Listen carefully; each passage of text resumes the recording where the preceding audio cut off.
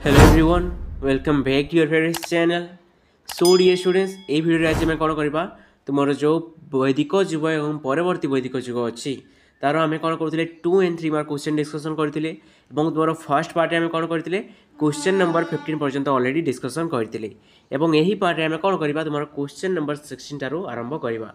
तो जो मैंने चैनल को प्रथम कर चैनल को सब्सक्राइब कर दियो जहाँफल +2 रिलेटेड सब वीडियो तुम्हें पाइपर एवं जो मैंने एपर्यंत आम ह्वाट्सअप जॉइन ना से मैंने जाकि आम ह्वाट्सअप जॉइन हो पार लिंक डिस्क्रिप्शन बक्स तुमको प्रोवाइड कर दिया होइछि बुझी होची।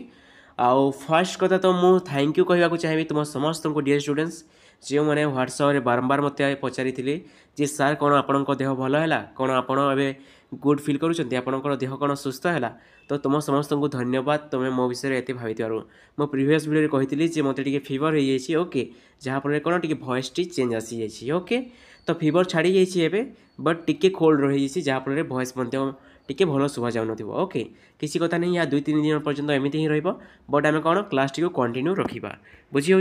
तो तुम समस्त को बहुत बहुत धन्यवाद एत सारा पेयर देउथबापई ओके एत सारा लव एंड केयर देउथबापई बुझी हो। तो देख तुम क्वेश्चन नंबर 16 कौन अच्छी यजुर्वेद रे कौन उल्लेख अच्छी यजुर्वेद रे कौन उल्लेख अच्छी यह केते भाग में विभक्त कर कौन कौन बुझी हो। तुम देख यह मुझे अलरेडी तुम एमसीक्यूज कराइला बेले डिस्कसन कर बट एवं आम कौन 2 and 3 मार्क क्वेश्चन जेहेतु अटेंड करूँ तो सेठारे तुमको आउ थे एक्सप्लेन कर दिखाई यजुर्वेद रे पूजा पद्धति व्याख्या कर रही 40टी मंडल यह शुक्ल यजुर्वेद और कृष्ण यजुर्वेद नाम दुई भाग में विभक्त कर मोस्ट इंपोर्टाट क्वेश्चन मन रख पे कौन तुम जो यजुर्वेद अच्छी से कौन उल्लेख कर तुम पूजा पद्धति व्याख्या कर बुझीपार ए रही केतोटी तुम 40टी मंडल यह शुक्ल यजुर्वेद और कृष्ण यजुर्वेद नाम दुईटी भाग में विभक्त कर तुमको जदि क्वेश्चन आसब यजुर्वेद को केते भाग में विभक्त कर तो आंसर कौन लिख 2टी कौन कौन शुक्ल यजुर्वेद और अन्यटी कौन तुम कृष्ण यजुर्वेद बुझीपार। I think everything is clear. जो तुम यजुर्वेद अच्छी तुम्हें देखी तुम जो कौन सत्यनारायण पूजा जो गणेश पूजा जो पूजा पद्धति गुड़िक कराए जो ब्राह्मण आसिक जो मंत्र चैंटिंग करते सब मंत्र कौटी लिखा अच्छी तुम यजुर्वेद में वर्णना बुझीपार। I think everything is clear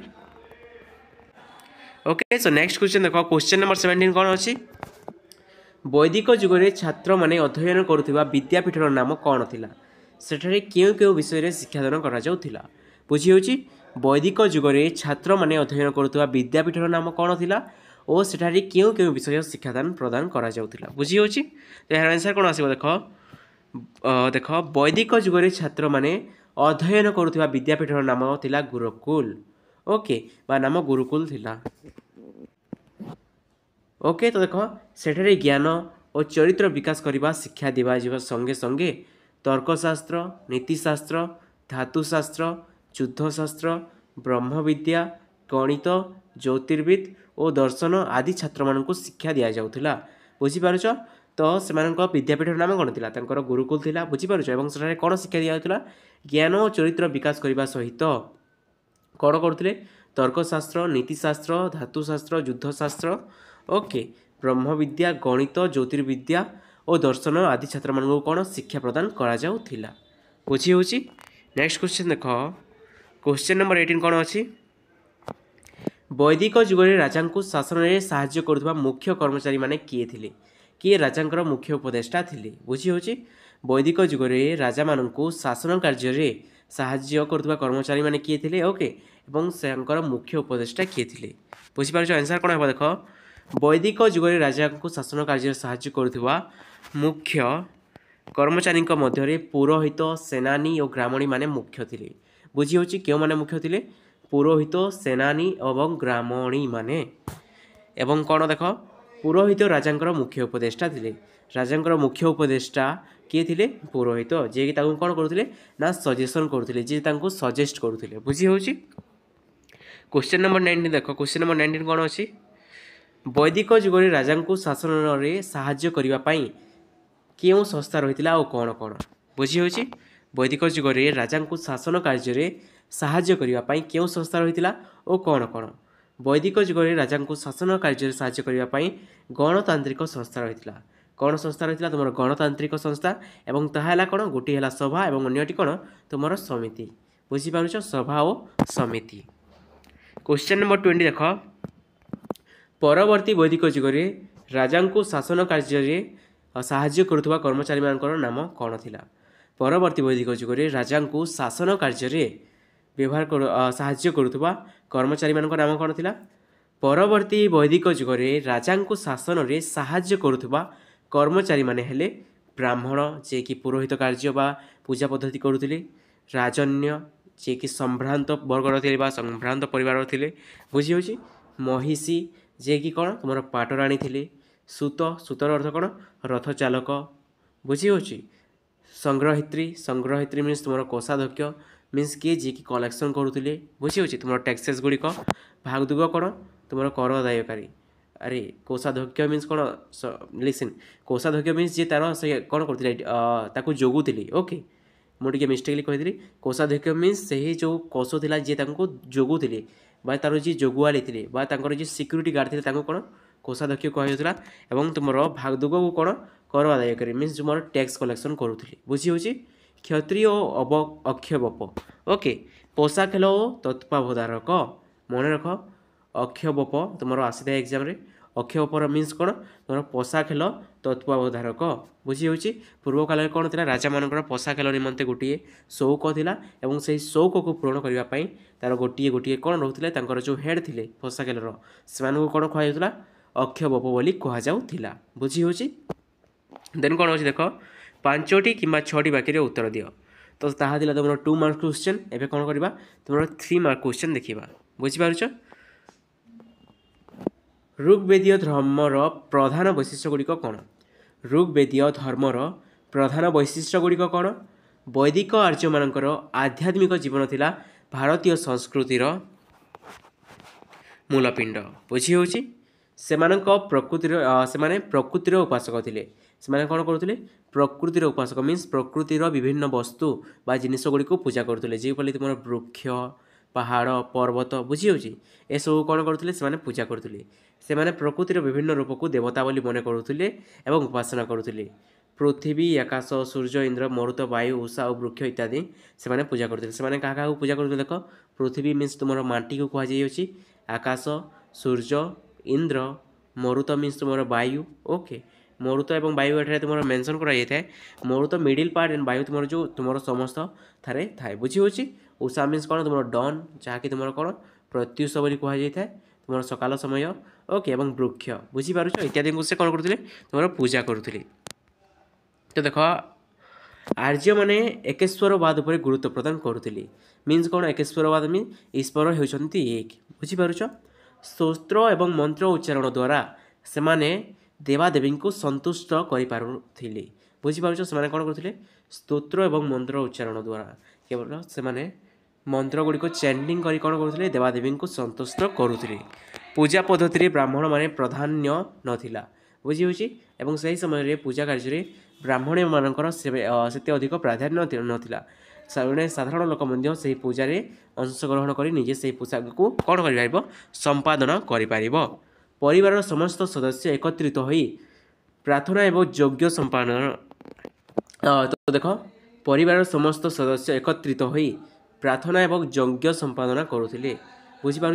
तो परिवार समस्ते कौन होते गोटे प्लेस कलेक्ट होते गोटे प्लेस आसिक बसुले और समस्ते मिसी कौन करते से पूजा बा प्रार्थना बा से यज्ञ को संपादना करुले सेते बेले जटिल यज्ञ और कर्मकांड प्रचलित नथिला बुझीपार। से समय कौन ना जटिल यज्ञ मीन्स एवं जो यज्ञ कर तुम 3 दिन धरी 4 दिन धरी और जो कर्मकांड रही से समय नाला बुझीपार।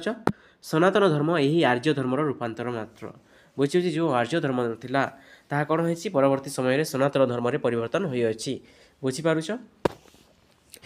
क्वेश्चन नंबर कौन यह पुणी वन लिखला कौन हाँ छाड़ ओके लिसन देख परवर्ती वैदिक जुगरे ओके परवर्ती वैदिक जुगर धर्म भावना विषय जहाँ जना लेख बुझी होची परवर्ती वैदिक जुगरे कौन कही धर्म भावना विषय जहाँ जना लेख बुझीपार। तो यार आंसर कौन आसब परवर्ती वैदिक जुगरे धर्म क्षेत्र में आराधना जागयज्ञ और ब्राह्मण मान प्राधान्य वृद्धि पाइबार लगिला बुझी होची जो परवर्ती वैदिक युग अच्छी से समय कौन है आराधना करागला बुझी होची जागयज्ञ करागला एवं ब्राह्मण्य मान प्राधान्य वृद्धि घटला मीन्स कौन जो पूजा पद्धति ताहा जटिलता आड़ को गति कला बा आगम्य है बुझीपारुछ ऋग वैदिक युगर सरल निराडंबर एवं प्राकृतिक उपरे पर्यवेसित धर्म धारणर परिवर्तन घटिला जो ऋग वैदिक युग वा पूर्ववर्ती वैदिक युग थिला से समय कौन पूजा पद्धति सरल थिला निराडंबर थिला मीन्स अधिक रूप से आडंबर सहित पालन करा जाउनथिला एवं प्राकृतिक उपरे पर्यवेसित थिला मीन्स से प्राकृतिक पूजा करुथिले एवं ताहा धीरे धीरे कौन परिवर्तन घटिला तुमर परवर्ती वैदिक युगरे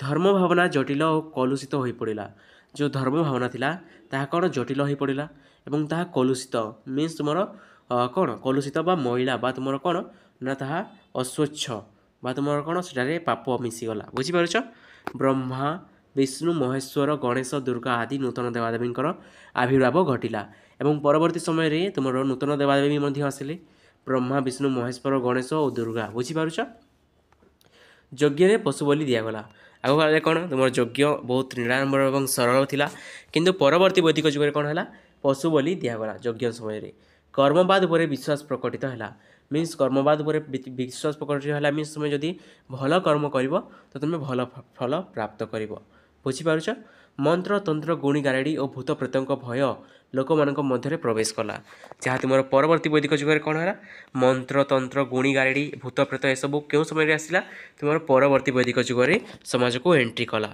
समाज रे बहु कुसंस्कार सूत्रपात घटिला और समाज रे कौन है बहुत गुड़िए कुसंस्कार देखा मिलला बुझी होची तो परवर्ती वैदिक युग विभिन्न कुसंस्कार कौन होता तुम समाज रे आसीथिला बा एंट्री करिथिला बुझीपारुछ 3 नंबर क्वेश्चन देख परवर्ती वैदिक युग नारी मान स्थान निरूपण कर परवर्ती वैदिक युग नारी मान स्थान निरूपण कर most important question okay jar chances अच्छी तुम एग्जाम आसवाई परवर्ती वैदिक युग नारी मान से प्राधान्य हराई बसी बुझीपारुछ परवर्ती वैदिक युग कौन होता नारी मैंने जो प्राधान्य थिला बा जो वैशिष्टता थिला तांको से माने हराई बसी ए जुगरे नारी माने राजनैतिक सामाजिक आध्यात्मिक एवं सांस्कृतिक क्षेत्र में पुरुष मान सहित भाग नहीं पार नथिले बुझीपारुछ एवं परवर्ती वैदिक युग कौन होता नारी माने सामाजिक राजनैतिक आध्यात्मिक सांस्कृतिक क्षेत्र में कौन होता पुरुष मान सहित अंशग्रहण बा भाग नहीं पार नथिले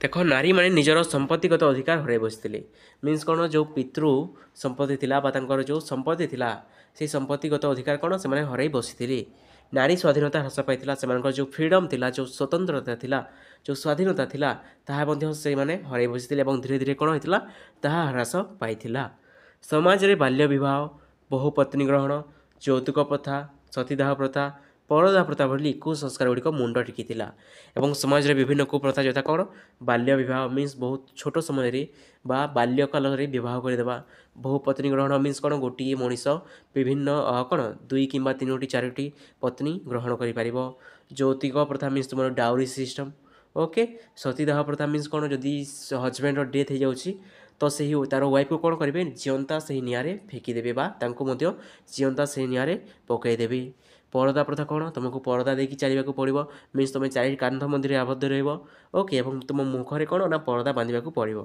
यही कुसंस्कार क्यों समय आसाला तुम परवर्ती वैदिक युग समाज में मुंड टेकी बुझी होची शिक्षा क्षेत्र में नारी माने पूर्वपरी पुरुष मान सहित समकक्ष हो पारे ना और शिक्षा क्षेत्र में कौन है नारी माने कौन करें ना पुरुष मान सहित समकक्ष हो पारे ना परिवार पाई कन्या जन्म अशुभ और अवांछित रूपे परिगणित होगा लगिला एवं परिवार कौन है जो कन्यार जन्म ताको कौन लोक मैंने अशुभ कनसीडर कले बुझीपारुछ एवं ताको कौन अवांछित रूपे परिगणित होगा लगिला समाज रे नारी मान संपूर्ण अपमित हो रहिले बुझी होची समाज रे नारी माने संपूर्ण रूपे अवदमित हो रहिले संपूर्ण जदि कहबाको जिबा बा जदि कहबा जदि मोड ऊपर कहबाको जिबा कौन है परवर्ती वैदिक युग समाज रे नारी मान स्थान निर्मोह को गति कला से कौन इम्पोर्टान्स बा कौन गुरुत्व रहा ना बुझीपारुछ क्वेश्चन नंबर 4 देख वैदिक आर्य मान राजनैतिक संगठन संपर्क में लेख वैदिक आर्य मान राजनैतिक संगठन संपर्क में लेख तो यार आंसर कौन हम आर्य समाज में सुदृढ़ राजनैतिक अनुष्ठान गुड़िकर अभ्युदय संभव होता केवल स्थायी बसति स्थापन ସମୃଦ୍ଧ ଜୀବନଯାପନ ଏବଂ ଉନ୍ନତ ଚିନ୍ତାଶୀଳ ଚିନ୍ତାଶକ୍ତି ପାଇଁ। ବୁଝିପାରୁଛ? ଆର୍ଯ୍ୟ ସମାଜରେ କ'ଣ ହୋଇଥିଲା? ସୁଦୃଢ଼ ରାଜନୈତିକ ଅନୁଷ୍ଠାନଗୁଡ଼ିକର ଅଭ୍ୟୁଦୟ ସମ୍ଭବ ହୋଇପାରିଥିଲା। ମିନ୍ସ ତାଙ୍କର ଯେଉଁ ସୁଦୃଢ଼ ଅନୁଷ୍ଠାନଗୁଡ଼ିକ ଗଢ଼ି ଉଠିଥିଲା ତାହା କାହା ପାଇଁ ଥିଲା? କେବଳ ସ୍ଥାୟୀ ବସତି ସ୍ଥାପନ ପାଇଁ, ସମୃଦ୍ଧ ଜୀବନଯାପନ ପାଇଁ ଏବଂ ଉନ୍ନତି ଚିନ୍ତାଶକ୍ତି ପାଇଁ। ବୁଝି ହେଉଛି? ରାଜନୈତିକ ସଂଗଠନର ମୂଳ ସ୍ତରରେ ଥିଲା ପରିବାର। ବୁଝି ହେଉଛି? ତା'ର ଯେଉଁ ମୂଳ ସ୍ତର ବା ଯେଉଁ ରୁଟ୍ ଥିଲା ରାଜନୈତିକ ସଂଗଠନ ତାହା କ'ଣ? ପରିବାର। ତୁମର ସର୍ଟ କ୍ୱେଶ୍ଚନରେ ଆସିଥାଏ ଏହି କ୍ୱେଶ୍ଚନ୍, ମନେ ରଖ। ବୁଝିପାରୁଛ? ନିମ୍ନତମ ସ୍ତର ବା ରାଜନୈତିକ ସଂଗଠନର ସବୁଠାରୁ ନିମ୍ନ ସ୍ତର କ'ଣ? ତ ପରିବାର। ବୁଝିପାରୁଛ? ପରିବାରର ମୁଖ୍ୟ ଥିଲେ ପିତା। ପରିବାରର ମୁଖ୍ୟ ଥିଲେ କିଏ? ପିତା। କେବଳ ପରିବାରର ସମ୍ମିଶ୍ରଣ ଗୋଟିଏ ଗ୍ରାମ ସୃଷ୍ଟି ହେଉଥିଲା। ଓକେ, କେତେକ ପରିବାରକୁ ମିଶି କ'ଣ ହେଉଥିଲା? ଗୋଟିଏ ଗ୍ରାମ ସୃଷ୍ଟି ହେଉଥିଲା। ଗ୍ରାମର ମୁଖ୍ୟ ଥିଲେ ଗ୍ରାମଣୀ ଏବଂ ଗ୍ରାମର ମୁଖ୍ୟକୁ କ'ଣ କୁହାଯାଉଥିଲା? ତୁମର ଗ୍ରାମଣୀ ବୋଲି କୁହାଯାଉଥିଲା।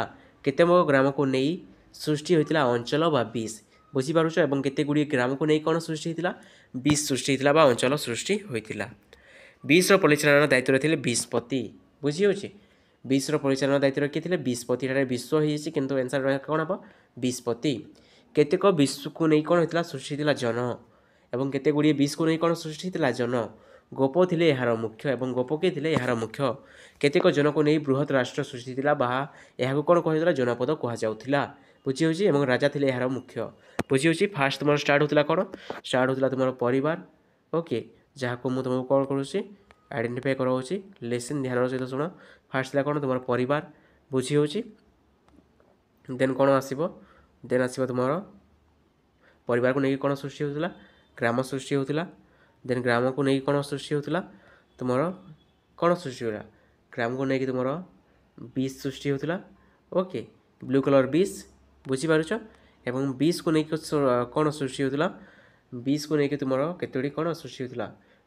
ଜନପଦ ଜନ ସୃଷ୍ଟି ହେଉଥିଲା। କ'ଣ ସୃଷ୍ଟି ହେଉଥିଲା? ଜନ ସୃଷ୍ଟି ହେଉଥିଲା। ଓକେ, ଦେନ୍ ଜନଗୁଡ଼ିକୁ ନେଇକି କ'ଣ ସୃଷ୍ଟି ହେଉଥିଲା? ତୁମର ଯେଉଁ ବଡ଼ ଆକାରର ରାଉଣ୍ଡ ଆସିବ ଜନକୁ ନେଇ ସୃଷ୍ଟି ହେଉଥିଲା କ'ଣ? ବୃହତ୍ ରାଷ୍ଟ୍ର ବା ଜନପଦ ସୃଷ୍ଟି ହେଉଥିଲା। ବୁଝିପାରୁଛ? ତ ଦେଖ ଏଠାରେ ଧ୍ୟାନ ସହିତ ଯେଉଁ ଫାର୍ଷ୍ଟ ଅଛି କ'ଣ? ଏହା ତୁମର ଫ୍ୟାମିଲି ବା ପରିବାର। ଓକେ, ପି ଲେଖିଅଛି ପରିବାର। କେତୋଟି ପରିବାରକୁ ନେଇ କ'ଣ ସୃଷ୍ଟି ହେଉଥିଲା? ତୁମର ଗ୍ରାମ ସୃଷ୍ଟି ହେଉଥିଲା ଯାହାକୁ ମୁଁ ଜି ଲେଖିହେଉଛି। ଓକେ, ଏବଂ କେତେ ଗୁଡ଼ିଏ ଗ୍ରାମକୁ ନେଇ କ'ଣ ସୃଷ୍ଟି ହେଉଥିଲା? ବିସ୍ ସୃଷ୍ଟି ହେଉଥିଲା ଯାହାକୁ ମୁଁ ବି ଲେଖିହେଉଛି। କେତେ ଗୁଡ଼ିଏ ବିସ୍କୁ ନେଇକି କ'ଣ ସୃଷ୍ଟି ହେଉଥିଲା? ଜନ ସୃଷ୍ଟି ହେଉଥିଲା ଯାହାକୁ ମୁଁ ଜେ ଲେଖିହେଉଛି। ଏବଂ କେତେ ଗୁଡ଼ିଏ ଜନକୁ ନେଇ କ'ଣ ସୃଷ୍ଟି ହେଉଥିଲା? ତୁମର ଜନପଦ ଯାହାକୁ ମୁଁ ଜେ ପି ଲେଖିହେଉଛି। ବୁଝିହେଉଛି? ତ ଏହା ଥିଲା କ'ଣ? ତୁମର ରାଜନୈତିକ ଅନୁଷ୍ଠାନର କ'ଣ? ତୁମର ଷ୍ଟ୍ରକ୍ଚର। ବୁଝିହେଲା? I think everything is clear. ଏବଂ ଯେଉଁ ଥିଲା ପରିବାରର ମୁଖ୍ୟକୁ କ'ଣ କୁହାଯାଉଥିଲା? ପିତା କୁହାଯାଉଥିଲା। ଗ୍ରାମର ମୁଖ୍ୟକୁ କ'ଣ? ତୁମର ଗ୍ରାମଣୀ କୁହାଯାଉଥିଲା। ବିସ୍ର ମୁଖ୍ୟକୁ କ'ଣ? ତୁମର ବିସ୍ପତି କୁହାଯାଉଥିଲା। ବୁଝିହେଉଛି? ଏବଂ ଜନର ମୁଖ୍ୟକୁ କ'ଣ କୁହାଯାଉଥିଲା? ତୁମର ଗୋପ ବୋଲି କୁହାଯାଉଥିଲା। ଏବଂ ଜନପଦର ମୁଖ୍ୟକୁ କ'ଣ କୁହାଯାଉଥିଲା? ତୁମର ରାଜା ବୋଲି କୁହାଯାଉଥିଲା। I think everything is clear. କୌଣସି ଡାଉଟ୍ ନାହିଁ। ଓକେ, ସୋ ଦେଖ ତୁମର ନେକ୍ସଟ କ୍ୱେଶ୍ଚିନ୍କୁ ଯିବା। ବୈଦିକ ଯୁଗର ସଭା ଓ ସମିତି ସମ୍ପର୍କରେ ଲେଖ। ଲାଷ୍ଟ କ୍ୱେଶ୍ଚିନ୍ ତୁମର। ଓକେ, ବୈଦିକ ଯୁଗର ସଭା ଓ ସମିତି ସମ୍ପର୍କରେ ଲେଖ। ମୋଷ୍ଟ ଇମ୍ପୋର୍ଟାଣ୍ଟ କ୍ୱେଶ୍ଚିନ୍, ଏହାକୁ ମନେ ରଖିଦେବ। ରାଜ୍ୟର ବୟୋଜ୍ୟେଷ୍ଠ ବ୍ୟକ୍ତିମାନଙ୍କୁ ନେଇ ସଭା ଗଠିତ ହୋଇଥିଲା। ସଭା କାହାକୁ ନେଇ ଗଠିତ ହୋଇଥିଲା? ରାଜ୍ୟର ବୟୋଜ୍ୟେଷ୍ଠ ବ୍ୟକ୍ତିମାନଙ୍କୁ ନେଇ। ବୁଝିହେଉଛି? ସଭାର ମୁଖ୍ୟକୁ ସଭାପତି କୁହାଯାଉଥିଲା ଏବଂ ସେହି ସଭାର ମୁଖ୍ୟକୁ କ'ଣ କୁହାଯାଉଥିଲା? ସଭାପତି ବୋଲି କୁହାଯାଉଥିଲା। ସଭାରେ ଧନୀ, ଜ୍ଞାନୀ ଓ ଚିନ୍ତାଶୀଳ ବ୍ୟକ୍ତିମାନେ ଯୋଗଦାନ କରିପାରୁଥିଲେ। ସଭାରେ କେଉଁମାନେ ଯୋଗଦାନ କରିପାରୁଥିଲେ? ଯେଉଁ ଧନୀ, ଜ୍ଞାନୀ ଏବଂ କ'ଣ ଚିନ୍ତାଶୀଳ ବ୍ୟକ୍ତିମାନେ ଯୋଗଦାନ କରିପାରୁଥିଲେ। ଦେନ୍ କ'ଣ ଅଛି ଦେଖ, ସ୍ଥାନୀୟ ନିୟମ ପ୍ରଣୟନ ପାଇଁ ପାଳନ ଏବଂ ଆଦି କ୍ଷେତ୍ରରେ ରାଜାଙ୍କୁ ସୁଚିନ୍ତିତ ପରାମର୍ଶ ପ୍ରଦାନ କରୁଥିଲେ। କ'ଣ କରୁଥିଲେ? ସେହି ଦେଖ ସ୍ଥାନୀୟ ନିୟମ ପ୍ରଣୟନ ମିନ୍ସ ତାଙ୍କର ସ୍ଥାନୀୟ ନିୟମ ମିନ୍ସ କ'ଣ? ତାଙ୍କର ଯେଉଁ ଏରିଆ ଅଛି ସେହି ଏରିଆରେ କେଉଁ ନିୟମ ପ୍ରଚଳନ ହେବା କଥା। ବୁଝିହେଉଛି? ବା କେଉଁ ନିୟମ ପାଳନ କରିବା କିପରି, ଏହିସବୁ କ୍ଷେତ୍ରରେ ରାଜାଙ୍କୁ କିଏ ପରାମର୍ଶ ଦେଉଥିଲେ? ସେହି ଲୋକମାନେ। ବୁଝିପାରୁଛ? ସମିତି ଥିଲା ଏକ ଜାତୀୟ ସଭା। ସମିତି କ'ଣ? ଗୋଟିଏ ଜାତୀୟ ସଭା ଥିଲା। ବୁଝିପାରୁଛ? ଏଥିରେ ଉଭୟ କ'ଣ? ଏଥିରେ ପୁରୁଷ ଓ ନାରୀ ସଦସ୍ୟ ରହିପାରୁଥିଲେ। ଏଠାରେ ଉଭୟ ପୁରୁଷ ଏବଂ ନାରୀ କ'ଣ କରୁଥିଲେ? ସଦସ୍ୟ ରହିପାରୁଥିଲେ। ସମସ୍ତ ଜାତୀୟ ସମସ୍ୟା ସମିତିରେ ମୁକ୍ତ ହୋଇ ଆଲୋଚିତ ହେଉଥିଲା। ବୁଝିପାରୁଛ? ସଭାରେ କ'ଣ? ତୁମର ଏରିଆ କଥା କୁହାଯାଉଥିଲା, ଗୋଟିଏ ପର୍ଟିକୁଲାର ଏରିଆ। କିନ୍ତୁ ସମିତିରେ କ'ଣ? ତୁମର ଗୋଟିଏ ଜାତୀୟ ବା ଗୋଟିଏ ଯେଉଁ କ'ଣ ଥିଲା, ଯେଉଁ ଜନପଦ ଥିଲା ସେ ସମସ୍ତର କ'ଣ କରାଯାଉଥିଲା? କ'ଣ ତୁମର ଯେଉଁ ଭଲ କଥା ମନ୍ଦ କଥା ବିଚାର କରାଯାଉଥିଲା। କେବଳ ରାଜା ନିର୍ବାଚନ ନୁହେଁ, ଯୁଦ୍ଧ, ରାଜ୍ୟ ରକ୍ଷା ଓ ଶାନ୍ତି ପ୍ରତିଷ୍ଠା ପାଇଁ ସମିତିର ମତାମତ ଥିଲା ଏକାନ୍ତ ଭାବେ ଅପରିହାର୍ଯ୍ୟ। ବୁଝିହେଉଛି? केवल निर्वाचन पाई नुहे कौन युद्ध राज्य रक्षा और शांति प्रतिष्ठा मीन्स कौन जदि आम युद्ध करने जाऊँ तो युद्ध करवा ना नहीं राज्यर रक्षा किपरि हेब तार शांति प्रतिष्ठा किपरि हेब यही समस्त संपर्क कौन होते से मतामत ग्रहण करते क्या समिति तार बुझीपार एकांत भाव अपरिहार्य समिति थिला एक जनप्रिय राजनैतिक संगठन तेणुक कौन समिति थिला कौन गोटे जनप्रिय राजनैतिक संगठन मोस्ट इंपोर्टेंट एमसीक्यू जनप्रिय राजनैतिक संगठन कौन थिला तुमर समिति बुझी होची आई think everything is clear okay तुम नेक्स्ट पार्ट कौन करवा वैदिक जुगर शिक्षा व्यवस्था किपरि थिला आलोचना कर तुम यही जो क्वेश्चन गुड़ी अच्छी तुम नेक्स्ट पार्ट में कौन करवा डिस्कसन करवा आई थिंक एवरीथिंग इज क्लियर तो जो मैंने चैनल को प्रथम कर चैनल को सब्सक्राइब करने भूल ना ओके और आम ह्वाट्सअप ग्रुप जाकि जॉइन हो जाओ और तुम्हें जब अन्य सब्जेक्ट गुड़िक भिडियो गुड़िक कौन करुच सर्च करुच इंटरनल एग्जाम तो आम गोटे प्लेलिस्ट अच्छी जो आम प्रति सब्जेक्ट कौन कर इंटरनल एग्जाम क्वेश्चन गुड़िक अपलोड कराई तो तुम्हें चाहिए से प्लेलिस्ट को जाकि चेकआउट कर अदरवाइज तुम्हें आई बटन गुड़िक पाई भिडियो से आई बटन तुम्हें चेकआउट कर सो थैंक यू एवरीवन।